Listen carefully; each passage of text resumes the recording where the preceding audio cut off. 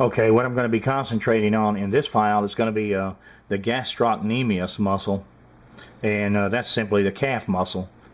And in this particular file, I'm going to freeze frame it on where you'll see that the calf muscle, or the muscles in the back of the leg, lower leg, are bulging. So it's not likely to be a sleeve of a pants leg that's going to be producing this type of thing. Let's just run the file.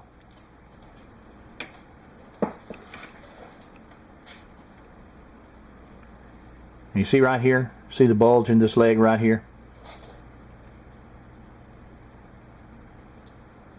You can even see on the other foot some of the toes a little bit.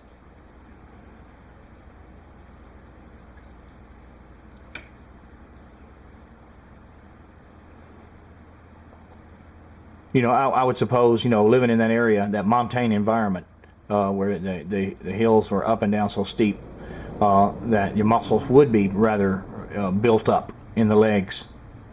But at any rate, you can see right here that this is definitely the bulge of a calf muscle. Okay, let's move on.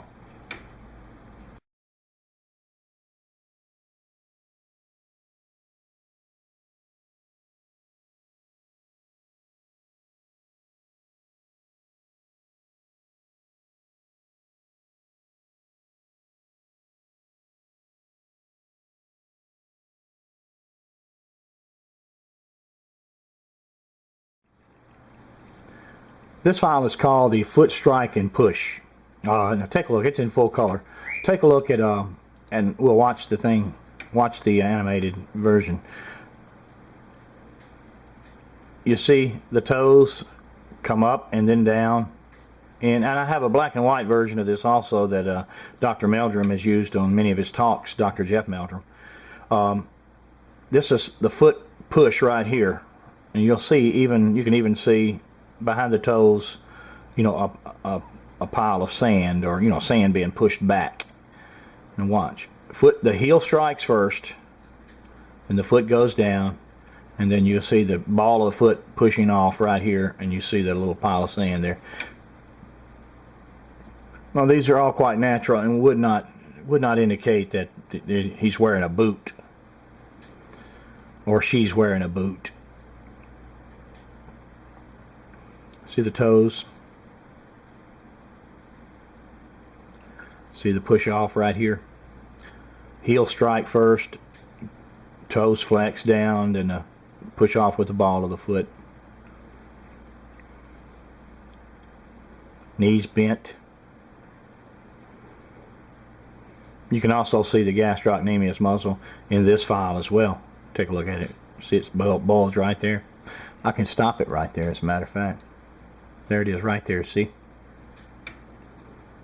See the bulge? In fact, I just zoom in on a little bit.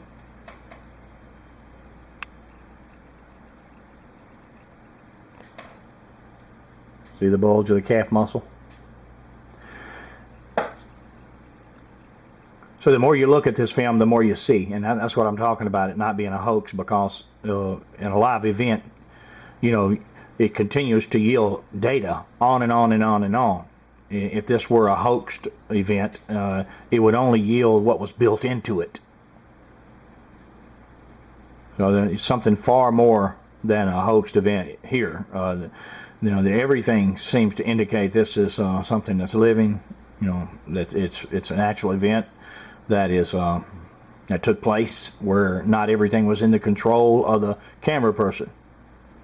Not a directed event. Let me back out. Well, I just ease on it.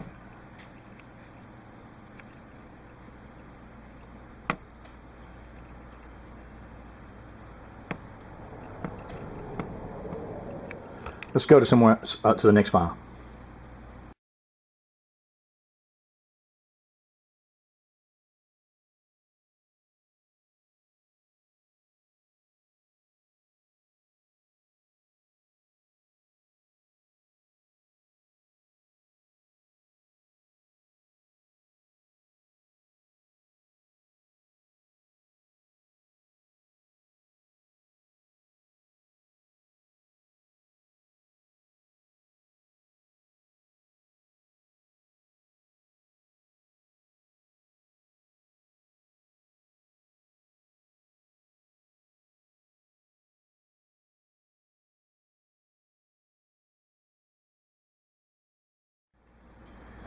Okay, now this is what I call back bend. That's what the name of the file is, and it's just a few frames, but it shows the back actually, bending with the step. And let's take a look, and you'll see when I run it what I'm talking about. See right in here?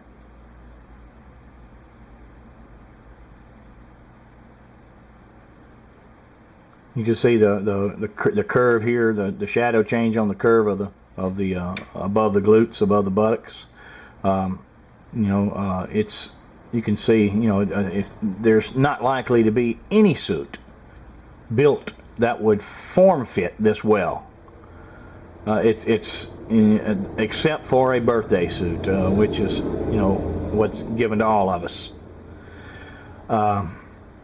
So, that's the big advantage to being able to stabilize the footage, is that you're able to see movement up and down the subject like this.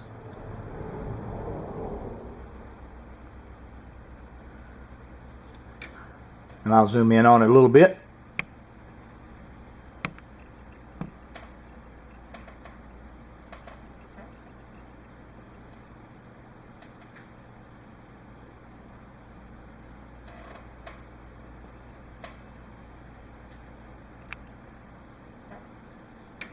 Okay, now we'll move on to another file.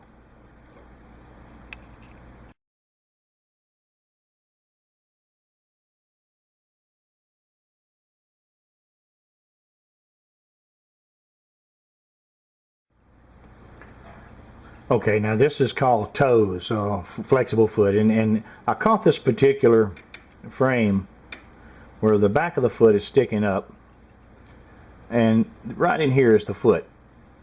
This is the heel, these are the toes, right in here. Okay, now just take a look. I'm going to use filtration. It's going to go to a black and white image, and you should be able to pick out the toes or make out the toes. Now let me let this file run.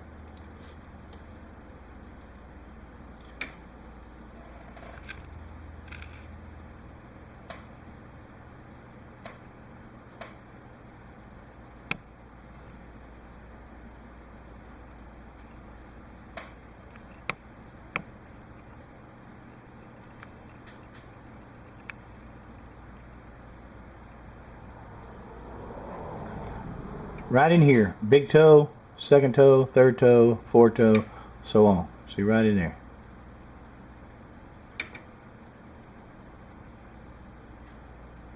That's another example of how enhancement and filtration helps. When you're dealing with a film that's on the threshold of being a very good film, and with a little help, certainly it does surpass that threshold and is a good film. See, there's your toes right there.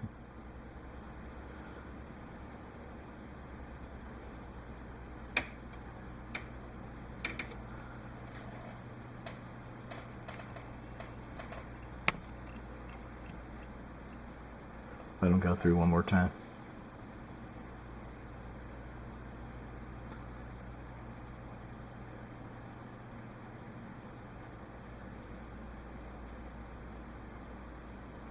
Okay, let's move on to another file.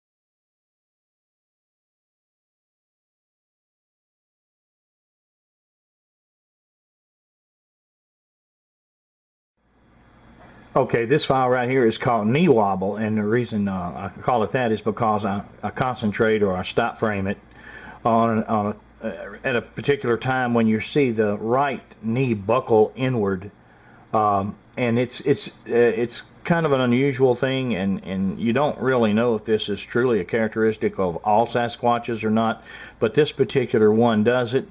So I wanted to make a note of it in film. So here we go. We'll run the file.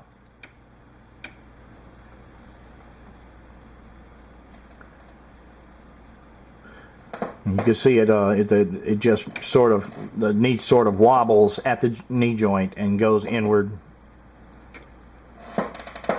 I'll zoom in on it a little bit.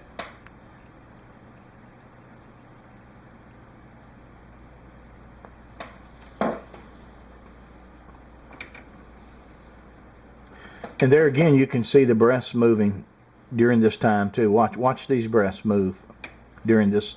Because of the unusual gait, it throws them around.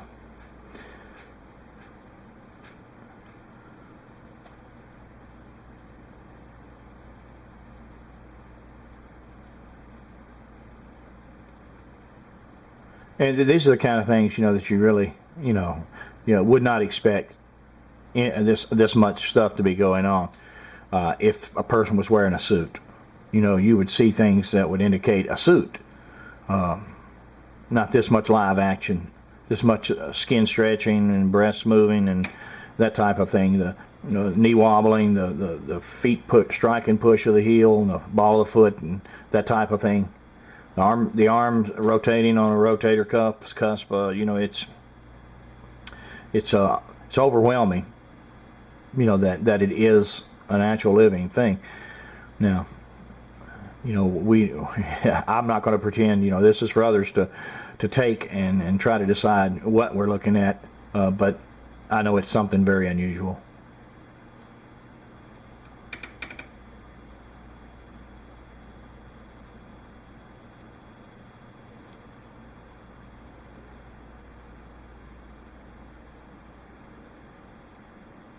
Okay, let's move on.